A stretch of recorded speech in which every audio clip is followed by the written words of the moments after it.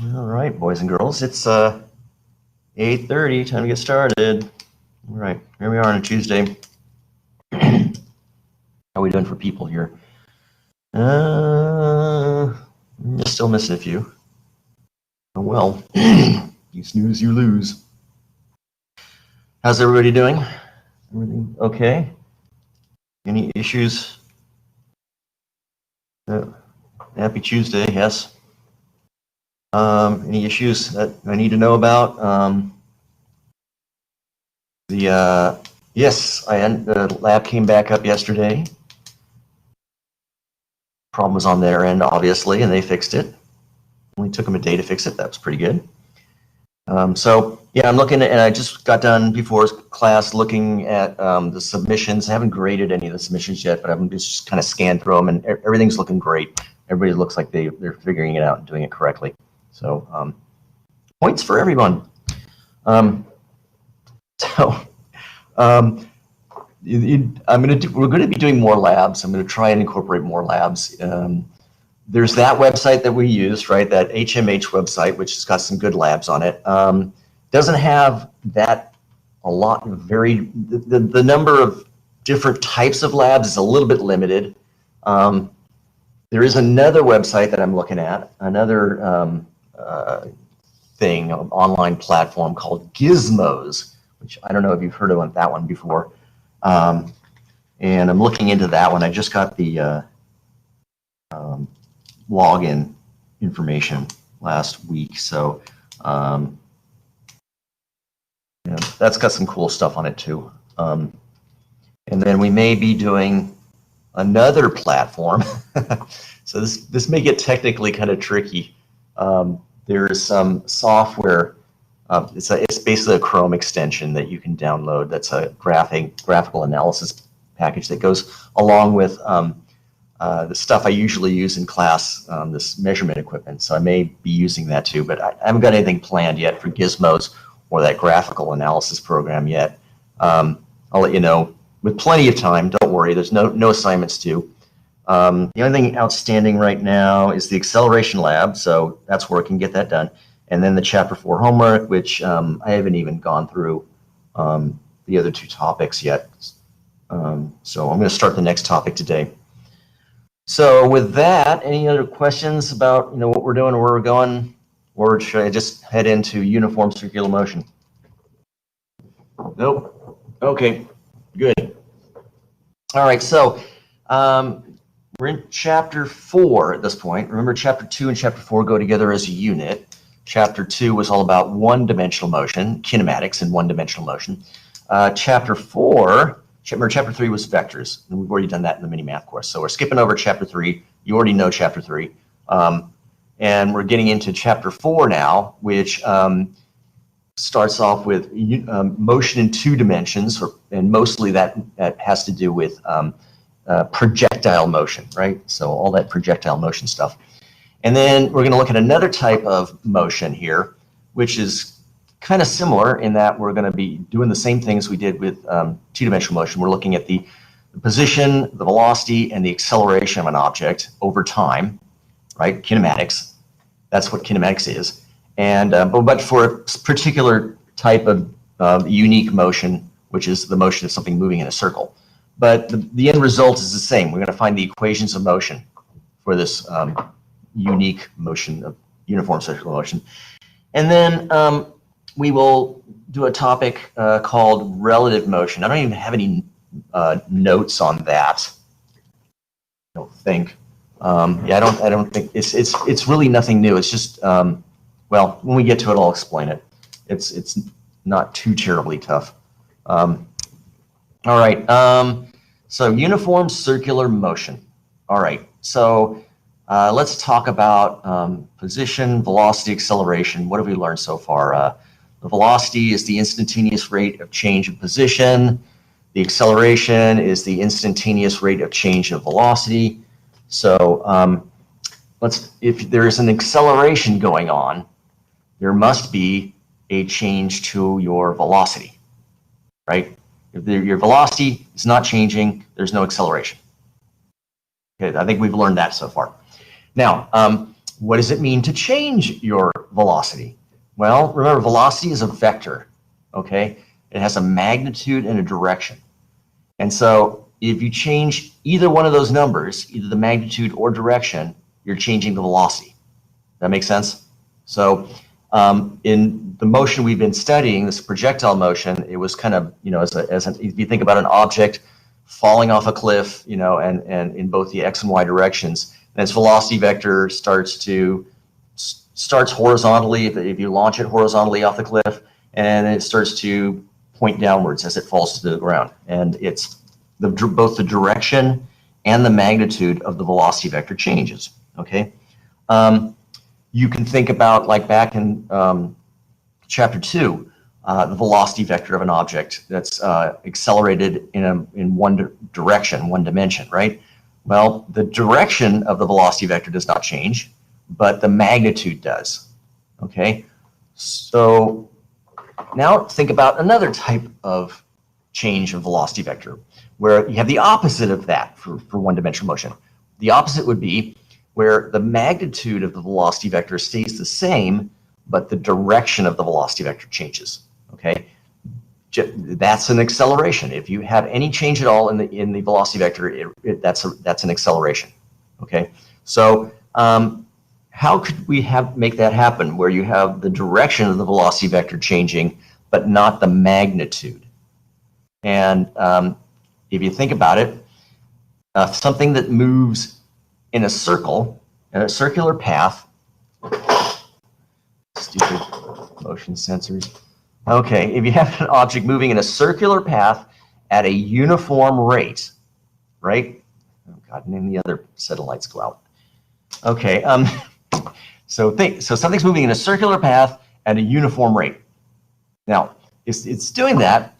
If you think about it, as it travels around a circle, the magnitude, the speed of the object will stay constant, but the direction constantly changes as it goes around the circle. Does that make sense to everybody? That could happen. So you have an object moving in a circular path where the rate of change as it moves around that linear circular path, the rate of change along the path is the magnitude that is the constant. But because it's moving in a circle, the velocity vector direction constantly changes. Does that make sense to everybody? Okay. So that object must be accelerating. That object must be accelerating.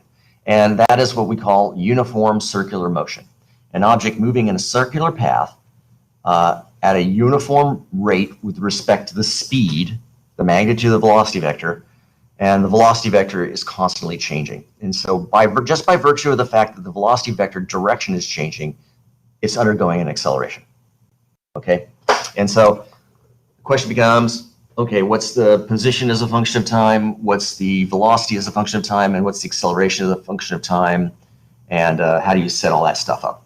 Okay, so I did all this in the notes, and I'm going to go through it with you so you can hopefully understand it.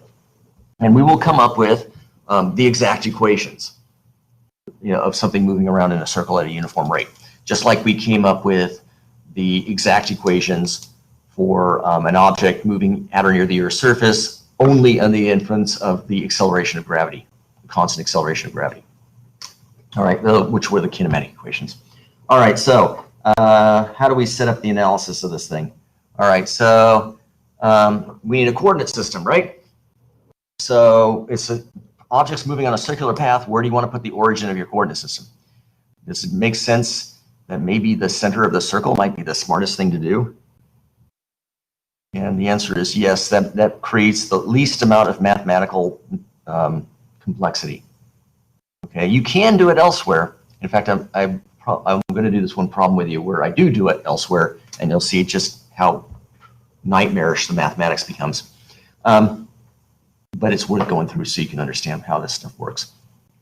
All right, so there's a little coordinate system. It's at the center of the circle. The dashed line represents the circle. And we have a position vector, right? The position vector would point from the origin of the coordinate system out to wherever the object is at any time t, okay? And what's going to happen if this thing moves in uniform circular motion? Well, that position vector is going to look exactly like the second hand on an old-fashioned clock, right? Where the second hand is basically starts at the center of the clock, points out to wherever the time is in seconds, and constantly moves around in a circle. So that position vector is going to sweep around in a circle. Does that make sense to everybody? All right, at a constant rate. At a constant rate. All right. Now, you'll notice that the angle there, I could have called it theta, and I can call it theta, and I'm probably going to call it theta here a little bit. But theta is going to be a function of time.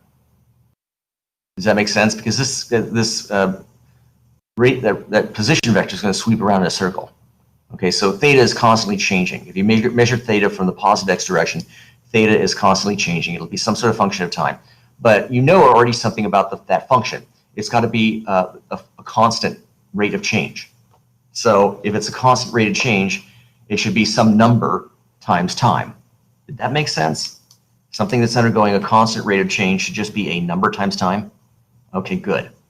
And you'll notice I used a little curly W there. That is a letter in the Greek alphabet. I don't know if you've seen that one before. Yes, it's the lowercase omega. Not to be confused with uppercase omega, which is the horseshoe-looking thing. All right, so that's going to come up here in a second. Okay, so like I said, move all this stuff up here. So that theta there is going to have to be some constant number times time because it's moving at a constant rate.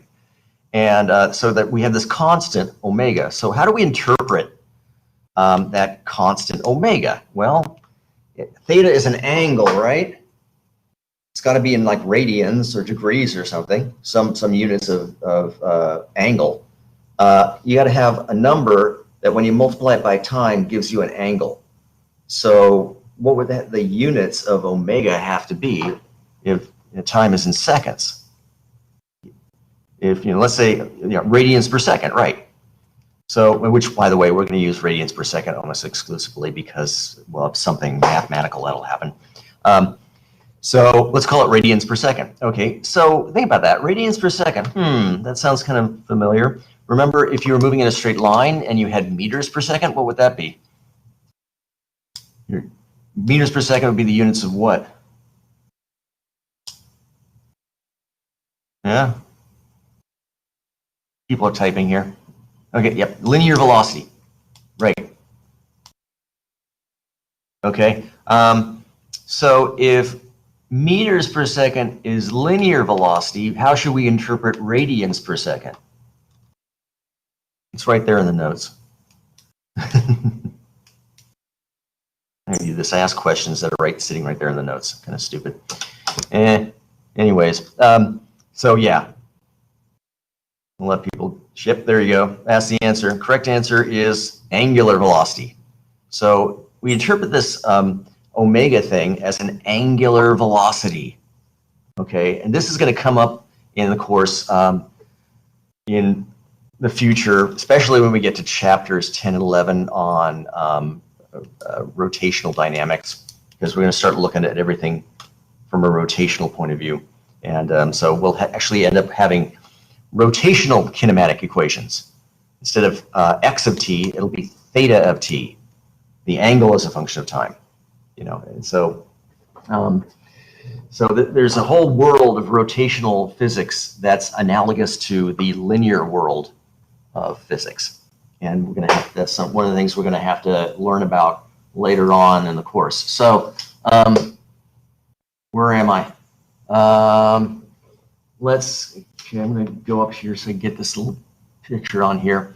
All right, so now we got that down. We got this idea of omega down being the angular velocity, and the angle then would be omega times t. Remember, we're trying to get the position, the velocity, and the acceleration as functions of time.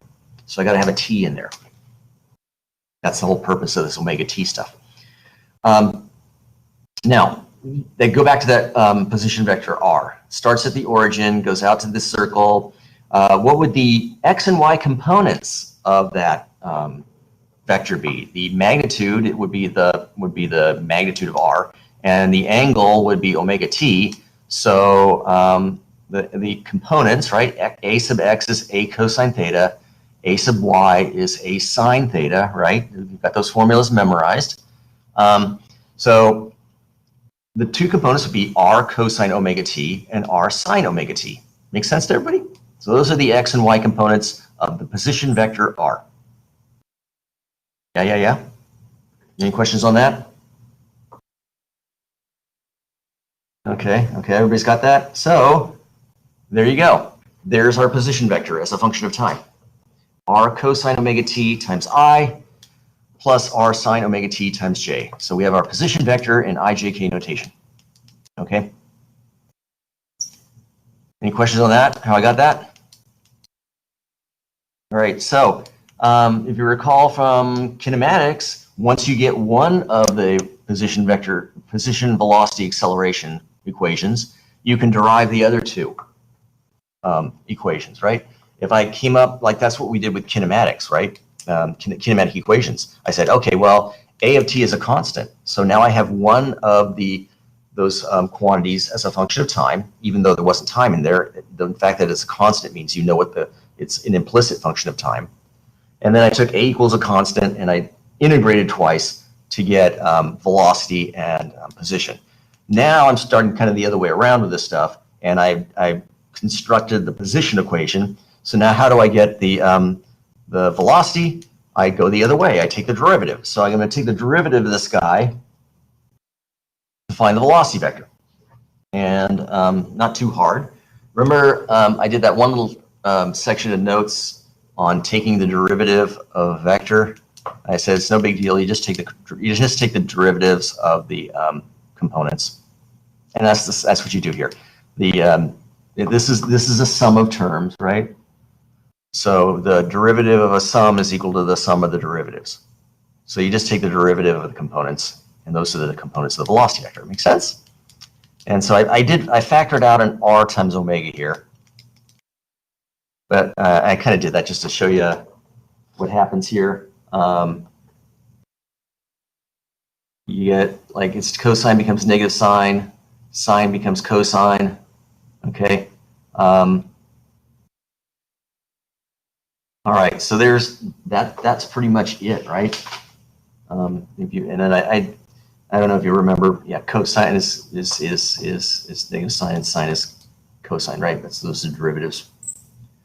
All right, any questions on that? Nope, nope, nope, nope. Okay, so if you go back to the original drawing and you look at the, let me just go back to the original drawing for just a sec. Okay, this guy, and take a look at that velocity vector. Okay, and think about the position vector going from the center of the circle to that dot there, where the velocity vector comes from. That would be, you know, if you drew the velocity vector on the object that's moving around the circle, it would point in a direction. Does it make sense that the velocity vector has got to be tangent to the circle, just conceptually? Does that make sense to everybody? I mean, this is another thing that comes up in physics. So you have an object that's going down some sort of curvy path, right? The instantaneous rate of change has always got to be that, because that's the position, right? When you travel along, yes, right, that's what I'm getting at right there. What you just said is, in fact, I'm going to prove it to you in a second. I'm going to show you a little proof that that's true. But this is something that you need to understand. Remember, we're going all the way back to the whole concept of a derivative, right? A derivative is the slope of a tangent line to the path, right? So if you think about like some object moving along some sort of curved path, the instantaneous rate of change is, you know, is basically, if you, as a vector, the direction of the instantaneous rate of change has got to be tangent to that path. If it wasn't, it wouldn't be moving on that path. I don't know, that's just a conceptual thing that hopefully you understand, or you'll come to understand anyway. All right, so somebody just made the proposition in the chat that the position vector must be perpendicular to the velocity vector. So let's see if we can prove that using our vector mathematics toolbox. Okay, so remember dot product? Dot A dot B. Okay, there's two formulas. There was the polar form, AB cosine theta, right? But then there's also that Cartesian form, right? AX BX plus AY BY plus AZ BZ, right? So let's take the dot product of the velocity vector and the position vector. So if you go back up, you go, let's put this on here. Okay, dot product, right? So it's going to be R sub x times V sub x plus R sub y times V sub y. That's going to be the rectangular form of that dot product formula. Remember that one? Hopefully you remember that, right? AX, BX, if it's the vectors are A and B, it's AX, BX plus AY, BY, and then we don't have a Z. And remember, there's no I, J, or J's or K's in the formula. It's a scalar, the dot product is a scalar product. Remember that stuff? Okay. All right, so it's that guy times that guy. I have to put the R omega back inside, okay? And if you do that, and then you refactor out the R, you're gonna have a factor of R squared omega, you know, on each term, right? And when you factor that out and look what's left over, look what you got. In the first term, you've got minus sine omega t cosine omega t, and then the second term is cosine omega t sine omega t. Those are the same thing, added together, but one of them's negative, and so what happens? What is the inside the parentheses? What is this guy? Nope, not that guy. This guy. What is that guy equal to? It's got to be equal to 0, right? At any time t, right? Doesn't matter what the time t is, right? Is that, can everybody see that mathematically? Doesn't matter what time t it is or what omega is. It's the same omega in all terms, and it has to be the same time in all terms. So it's got to be 0. So there we go. Now, what is true about any two vectors that have a dot product of 0? Dot product, cosine. Yeah, they got to be perpendicular because the cosine of what is 0? Cosine of 0 is 1. It's the cosine of 90 degrees, right? 90 degrees. Does that make sense to everybody? Or pi over 2 in radians if you We should be using radians at this point. All right, any questions on that? All right. So there, we just proved it. Then let me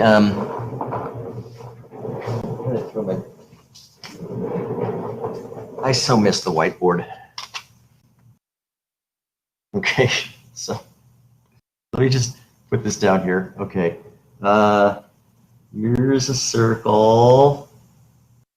Not as good a circle as I would have drawn on the whiteboard. Here's the center of the circle. Here's the position vector R. Okay, and if we draw it carefully. No, that's crooked. That's V. And so that's what we figured out so far.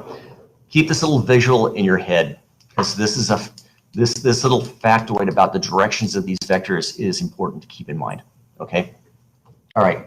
So I'll take that. I'll bring it back in a second. Okay. So now next step is to find the acceleration as a function of time. So how do I do that? I just take the derivative one more time. I take the derivative of the velocity thing that we just had, and let me try and see if I can get them both on the same page here. So if I take the derivative of this guy, what's the derivative of minus sine? That would be the derivative minus the derivative of sine. All right. Again, I'm asking you a question that's already on the paper. So you get minus cosine, right? And then the derivative of cosine is sine. But wait, derivative of cosine is minus sine. What am I talking about? I wrote it down right here. Okay, I can't remember my own stuff. All right, so and now is everybody understanding how the omegas are popping out? I didn't mention this when I did it. How did that omega come from? That's because of the chain, the chain rule, right? That's because of the chain rule here. Okay, remember this sign here is not just sine of t, it's sine of omega t. That makes it a function inside a function. So when you take the derivative of sine, you have to also multiply by the derivative of omega t. I totally forgot to mention that. Which, if you take the derivative of omega t, which is a constant times time, with respect to time, you just get the constant out. So I have to multiply this by the constant omega. And then if I take a derivative a second time, okay, I take the derivative a second time, I get a second factor of omega there. That's why it's omega squared. Totally forgot to mention that. Does that clear up some confusion to you guys? All right, so acceleration is the second time derivative of the position, which is a time derivative of the velocity, which ends up being this guy. But take a close look at this guy, okay? And play some games with it. Okay, what if I got a minus sign that I could factor out, right? And then what if I multiplied r back in? What I would have is, see if I can, I don't know if I can do this. Get them both on the same page at the same time. Okay, so if I multiplied r back in there, I would have a minus omega squared on the outside, and then on the inside of the parentheses would be r cosine omega t plus r sine omega t. Well, do you see that at the top of the page up there? So what's in that parentheses is the vector r. I mean, it's kind of not surprising in the sense that I take the second derivative of those sine and cosine functions, and they flip-flop back and forth. Cosine, basically cosine is minus sine, sine is cosine. Do it twice, you're back to where you started. That makes sense? All right. So where am I going with this? This guy, okay? Does that make sense to everybody? Okay, that the acceleration can be written in terms of the position vector. Okay. So, but it's a position vector multiplied by that factor of omega squared, and it's got a minus sign on it. Okay. Now this is the acceleration. Basically, we've come up with the acceleration necessary to make an object move in a circle at a constant rate. Right. So if an object's undergoing this form of the acceleration, this produces uniform circular motion. I guess that's one way you could say it. Okay. And because of this, we give it a special name. We call it the centripetal, with a P, acceleration. Have you heard that term before, centripetal? Have you heard something similar to it? Yeah, centrifugal or centrifugal. How do you pronounce that? I don't know. Centrifugal. Okay. Yeah, you may have heard this term centrifugal, as in centrifugal force before. And I will actually get into that. There's a different. They're related to each other. Yeah, you have heard of a centrifuge. You put astronauts in there, or you can also, in chemistry class, you put the little test tubes in the centrifuge, right? And you spin it around so you can separate stuff. The term, there is a thing called centrifugal force with an F, centrifugal force. And we'll get into that in chapter 6, and I'll explain it all then. But there's the related term is called centripetal acceleration, which will result in a centripetal force. And it's going to result in this thing called a fictitious force, which we can't really even understand yet because we haven't gotten into laws of motion. So we will come back to this centripetal stuff in chapter 6 and start doing problems with centripetal force. And I'll explain the difference between centrifugal force and centripetal force. Okay, but for now it's centripetal with a P. All right. Now take a look and go back to vectors. Right. Go back to vectors. All right. Think about how all the math we did with vectors. Okay. And if you take a vector R and you multiply it by a scalar, what do you get? What can you say about that? How can you describe a vector that's multiplied by a scalar? Nobody wants to take it. Nobody remembers that stuff? Take a vector A, multiply it by 2, what do you get? It's the same thing as A plus A. Yeah, you get a vector that's twice as long, right? Okay, but in the same direction. Yeah. All right. Now, go one step further.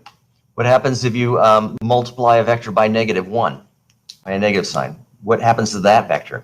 Yeah, it flips into the opposite direction. So, what direction is A in? With respect to this drawing and the thing moving around a circle. Does that make sense? In the opposite direction. All right. So how would you? There's a way of describing this, and this is terminology that I'm going to be using over and over again.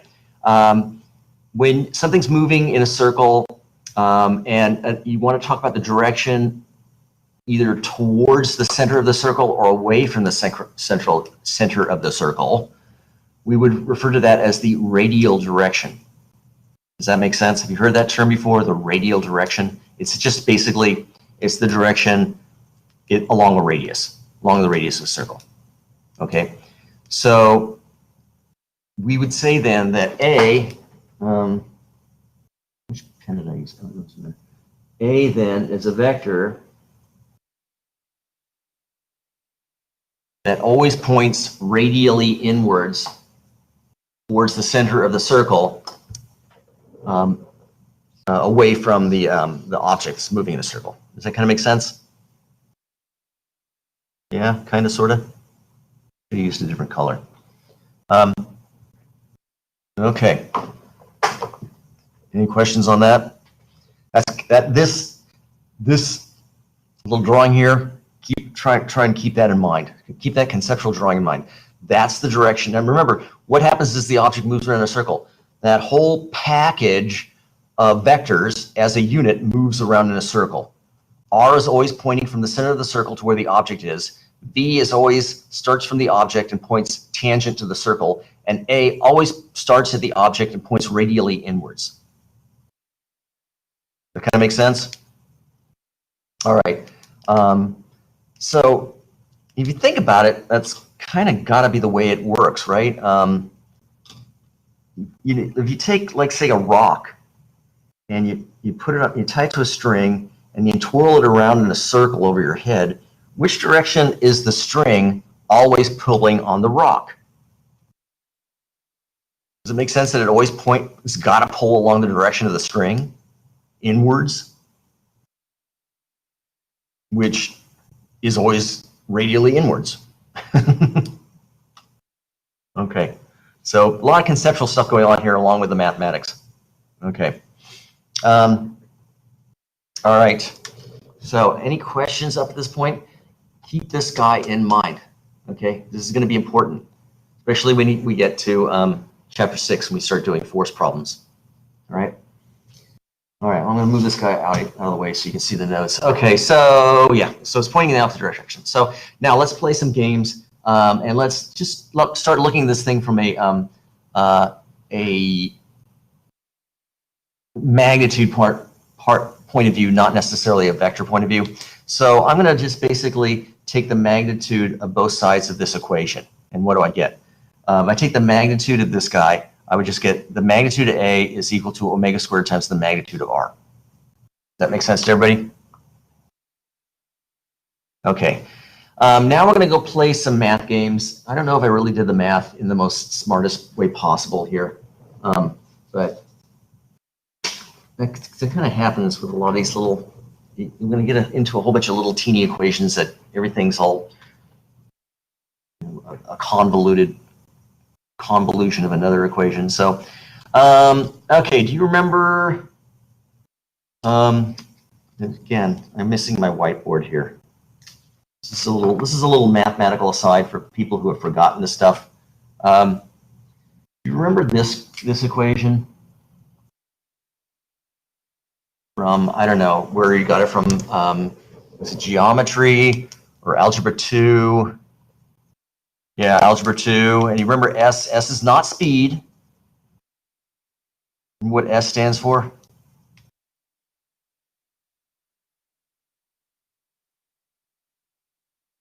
Almost, think of it, yeah, the length of a sector, or arc length is what I'm looking for, yeah. Remember arc length? S is arc length. Okay, you remember that guy? Okay, and do you remember what's special about it? Like, for instance, unit-wise? Hope you remember this. Yeah, what units do you have to use?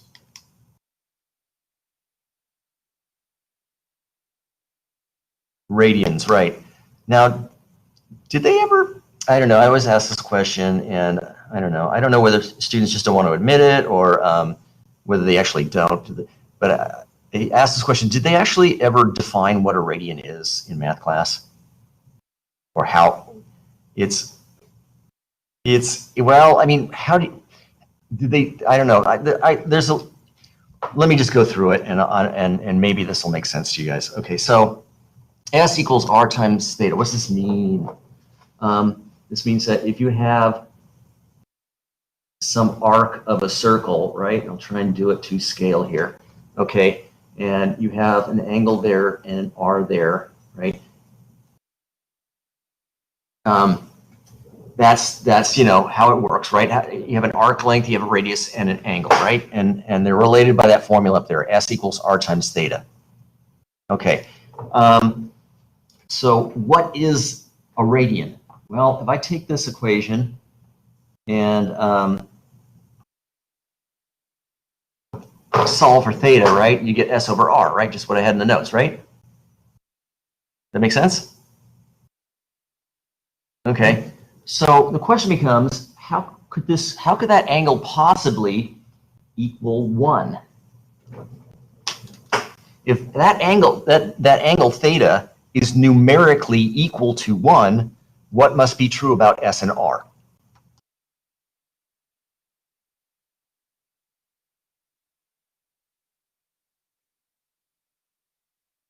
Yeah, S must equal R. Right, exactly. And there you go. That's the definition of a radian. It's the angle where S equals R. Did they teach you that in math class? Yeah, I'm shocked and appalled that they don't teach this in math class. Frankly, I should fire off a strongly worded email to the math department, but I won't do that because I like them. I seriously, I don't understand why they don't just. It's not hard, it's not a hard concept. Why don't they just teach it in math class? It's simple, okay? And you'll notice that because of this, because theta can only equal 1 when S equals R, this would never work for degrees, because the degree is 1/360th of the way around a circle. S is not even anywhere close to being equal to R. Does that make sense? Okay. So that's why that works that way. That's what the definition of a radian is. It's where the arc length equals the radius, and because of that, 1 radian can only be that specific angle there. Can't be anything. And by the way, it also is, as R gets bigger, S gets bigger in direct proportion, right? So it doesn't matter how big the circle is. Theta will always be the same piece of the pie, same angle. Okay, all right, I've gone off on a tangent. Okay, so now you know the true story behind radians, and now you know why you have to use radians. Okay. All right, so I'm going to play some games here. So theta equals S over R. Theta also equals omega times t for uniform circular motion. So S over R should equal omega times t, right? And so, like I said, this is not maybe the smartest way to do this manipulation, but it is what it is. So omega equals S over R times t. But what's S over t? That's an arc length divided by time. So you have a length divided by time. What does that give you? Delta x over delta t. Where did we see that before? No. Length divided by time. Displacement, I should say displacement. It's a displacement divided by time. No? Okay. Well, I'll just tell you. Displacement divided by time is velocity. Oops, sorry, somebody probably didn't scroll down. Thank you, velocity. Very good. Okay. And there you go. Right? Omega is S over R, which is S over RT, which is should be V over R. Linear velocity over radius. So this gives you a relationship then between the angular velocity and the linear velocity, right? You remember that velocity vector that we had in the drawing? Where did the drawing go? Velocity vector in the drawing, that's a linear velocity there. That's not an angular velocity. Okay? So how is the angular velocity related to the linear velocity? By that guy there. A lot of times we write it as V equals R times omega rather than omega equals V over R. But there you go. Okay. All right. Now, going back to that, where was it? Hold on. Let me go back in the notes a little bit. Okay, going back to this guy here, right? A equals omega squared R. If we plug that omega, V over R, in there, I will get V over R, quantity squared times R, which is going to be V squared over R. So now you have two formulas for the centripetal acceleration. I'm going to write the other one down here. A equals omega squared R, and we'll draw a little box around that guy too. Okay, so there's your two formulas for centripetal acceleration, and they will come back to us to haunt us in chapter 6 when we get to centripetal force problems. because what we're going to find out is Newton's second law is the sum of the forces equals mass times acceleration. And if you're moving in a circle, the acceleration is centripetal. So you plug one of these two formulas in for acceleration. Okay. All right. Any questions on any of that? Nope. All right. Still got some time here. All right. So now, continuing on with this stuff, uniform cylindrical motion. So just a tad bit too small. Okay, so I'm going to introduce another idea here. Okay. Yeah, I'll make it. No minus sign. This is a magnitude equation only. There's no minus sign. Okay, I took the magnitude. Yeah, we're just dealing with magnitudes now. What's going to happen? You know how we used to in projectile motion, like worry about which direction's up, which direction's down, which direction's positive, which direction's negative. We still need to do that, but when we get to forces in chapters 5 and 6, it's going to be the forces that will put in the equation as positive and negatives, and then the acceleration we'll just put it in as a magnitude, because it's going to be the force vectors that will have a positive or negative sign associated with them. That makes sense. Okay, don't worry about that. Anyways, let's get back to this stuff. Okay, so something's moving around in a circle at a uniform rate. It goes around 2 pi radians, which is 1 complete revolution. What does it do after that? The answer is it repeats itself, right? Every time it goes around a circle, it turns around and goes around in a circle again. If you don't stop it or interfere with it in any way, right? Like a satellite orbiting around the Earth in a circular orbit, would just orbit around in a circle forever, as long as, there wasn't any air resistance to slow it down. And so every time it goes around one revolution, one circle, 2 pi radians, it should take exactly the same amount of time, right? Because it's moving at a uniform rate. So every time it completes one circle, one revolution, it should take exactly the same amount of time as the previous revolution. Okay, so that's going to be the same for every certain time around the circle. So we give that time a special name, and we call it the period of the motion. Okay, and we give it, since it's a time, we give it a special symbol, and we use capital T then for period. So capital T now is the period of the motion. And this also is going to come back to haunt us later on well, we'll see. If we last year they deleted chapters 13 and 15 from the test, which is gravity and simple harmonic motion. I don't know if they're going to do that this year.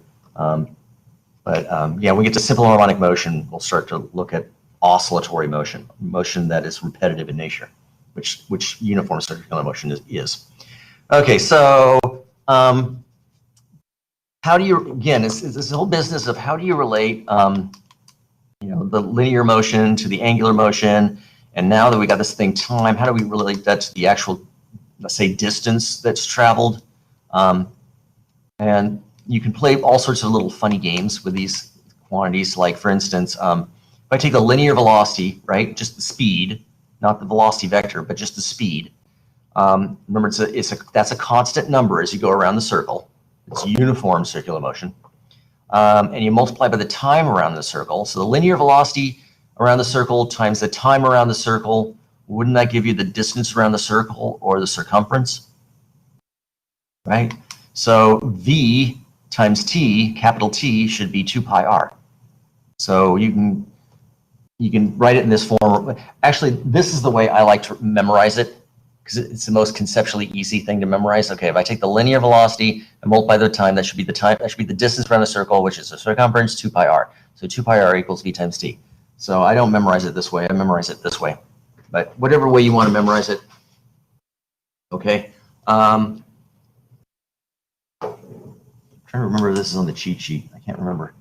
Anyways, you can. It's not hard to memorize. Okay, so now let's do the same thing. That was for linear motion, right? Linear velocity. Can we do the same thing for angular velocity? And the answer is yes. I can do this almost exact same thing. I can say, okay, if I take the angular velocity, radians per second, and multiply by capital T, the time, I would get the number of radians in one circle in one revolution. And the number of radians in a circle or revolution is 2 pi. So omega times T should be 2 pi, right? We're going to be sticking almost all the time now to radians at this point. Since we've introduced that S equals R times theta, it's just too dangerous to go back to degrees at this point. You never know when you're going to make a mistake on that. So just stick with radians for now. Okay, that makes sense? All right, and you get that little equation there. All right, I still got a bunch of time, so I'm not going to go all the way through the. Okay, this is a short problem. I'm going to do one, maybe 2 short problems. This first one's really short. So here's some problems in this centripetal acceleration, uniform circular motion stuff. What kind of problems are you going to run into on this stuff? All right, any questions about any of this period stuff? We all good on that?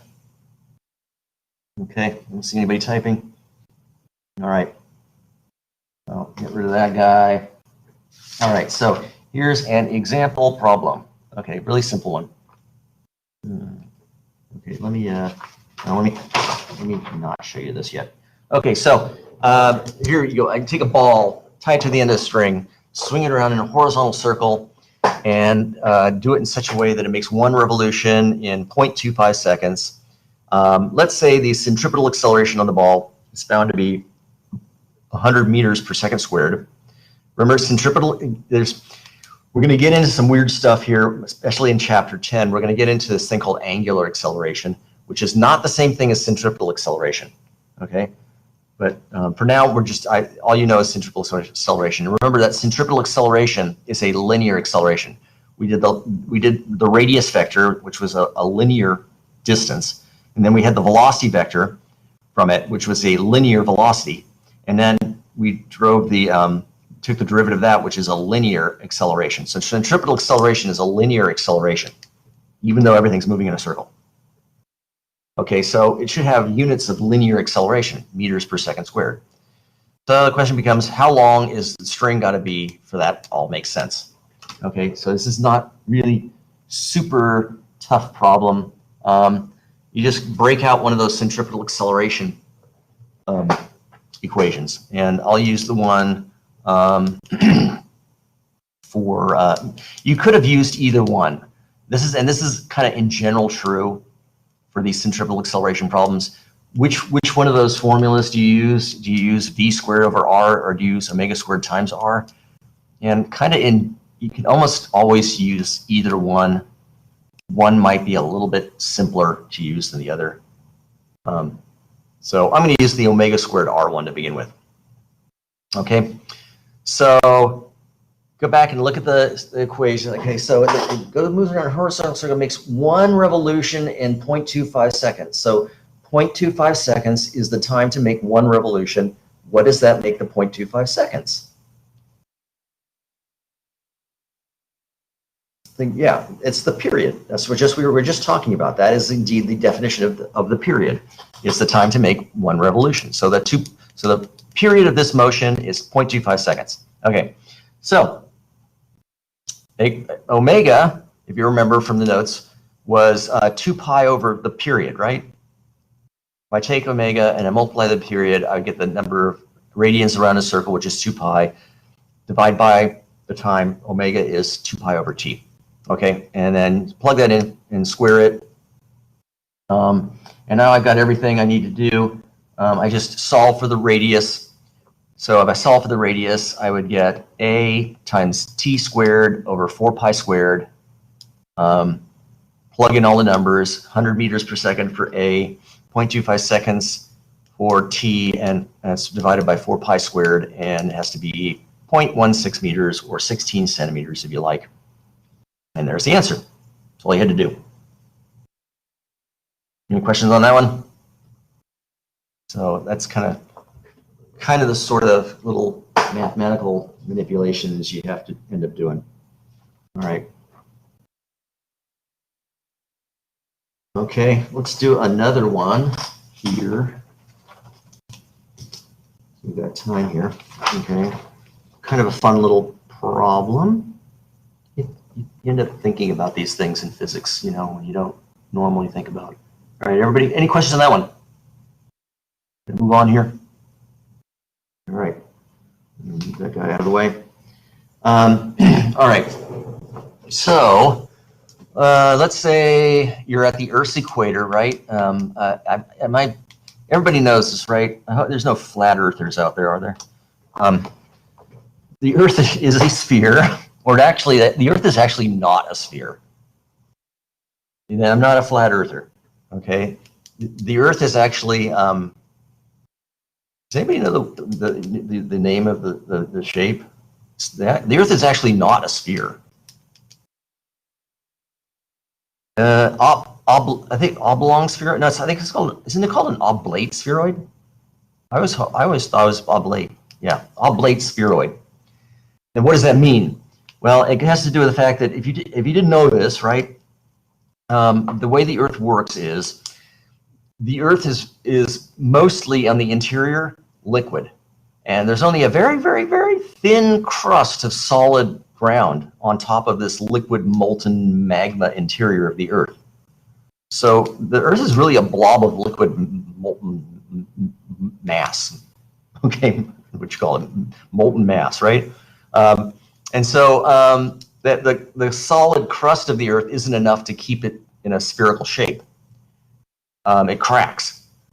Like that's the whole idea behind plate tectonics. It cracks. And so if you take a blob of, like you go out in space, right? Have you seen those movies of astronauts on the space station where they're playing with water droplets, right? And in zero gravity, because of the surface tension with water, if you just put a blob of water, it would assume a spherical shape, right? Because of the surface tension. Does that make sense? But now take that blob of water and spin it around one axis. What would happen around the equator of the water droplet? It would have a tendency to bulge out, right? And this gets into the whole idea of centripetals / centrifugal stuff. So because the radius at the equator requires a greater centripetal acceleration, it actually doesn't have that, so it bulges out. And so it's, in other words, the Earth is like a sphere that bulges out along the plane of the equator. All right. Anyway, so I'm off branching on a tangent again. So what would the period of the Earth's rotation have to be in order for an object on the Earth's equator to have a centripetal acceleration of 9.8 meters per second squared? Now think about what that would mean if that were to be true. So you're an object on the Earth's equator, and the Earth is spinning in such a way that the acceleration due to gravity, which by the way is caused by something entirely different than what we've all been talking about, which is a fundamental force of nature called the force of gravity. Okay, that's an entirely different thing than anything we've been talking about so far. So what if that pull of acceleration, right? Like right now, where we're sitting, and you're sitting in your bedroom, you're stuck to the Earth's surface, right? That's because the pull of gravity is greater than what's necessary to make you move in a circle around as we travel around in our orbit around as the Earth rotates. But what if it were just balanced? This is what happens at the on the International Space Station. The centripetal acceleration of the space station is exactly equal to the acceleration due to the pull of the force of gravity of the Earth. So that's why they float. So if we spun the Earth so that at the equator, the centripetal acceleration needed to make you move in a circle was 9.8 meters per second squared, which is all that gravity will provide, you would just be floating. You got to think about this stuff.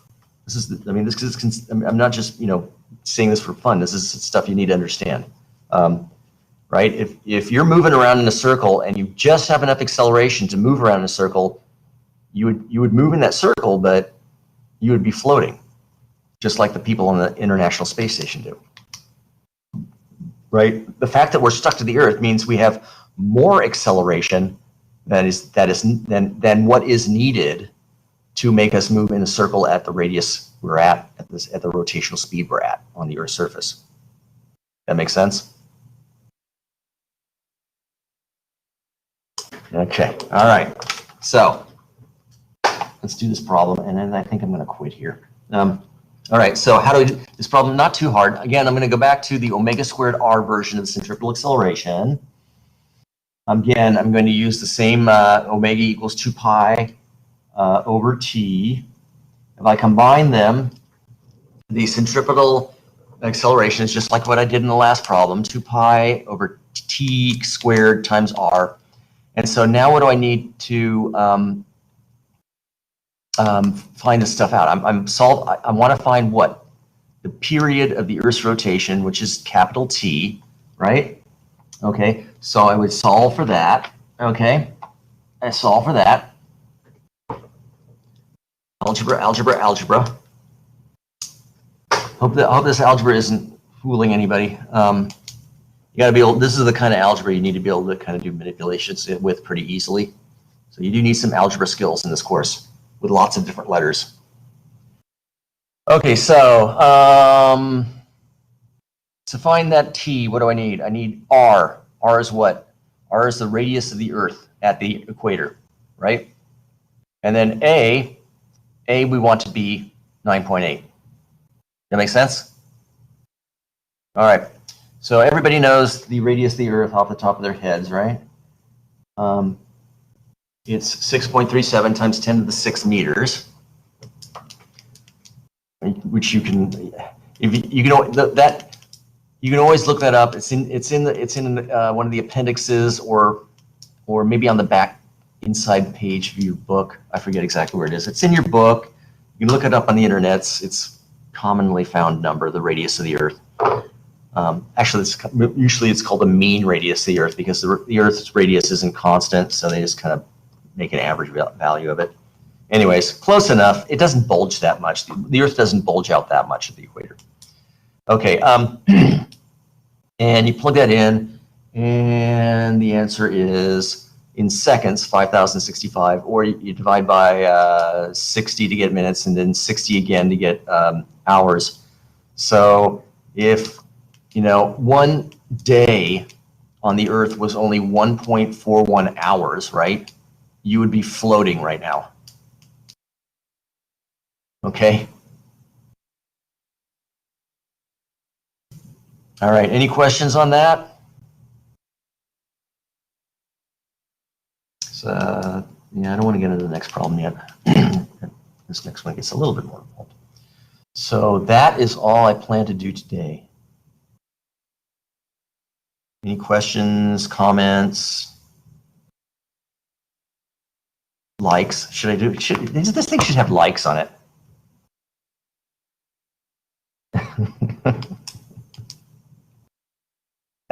Social media. Oh God.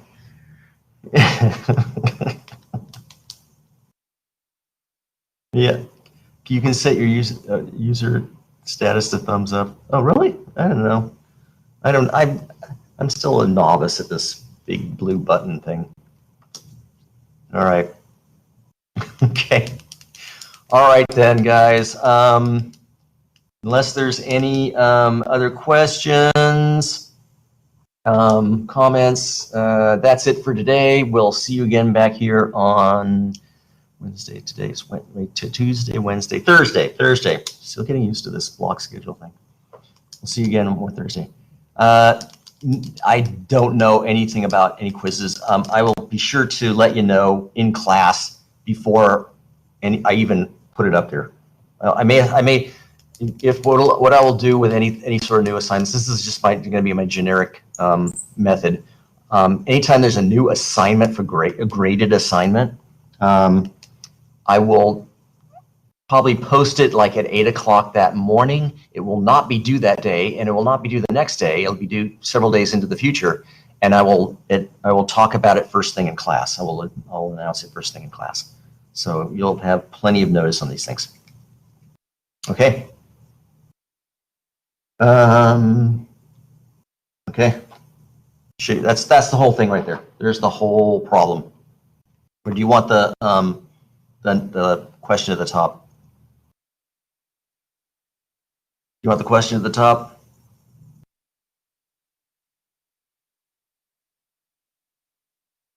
Okay. All right. See you guys.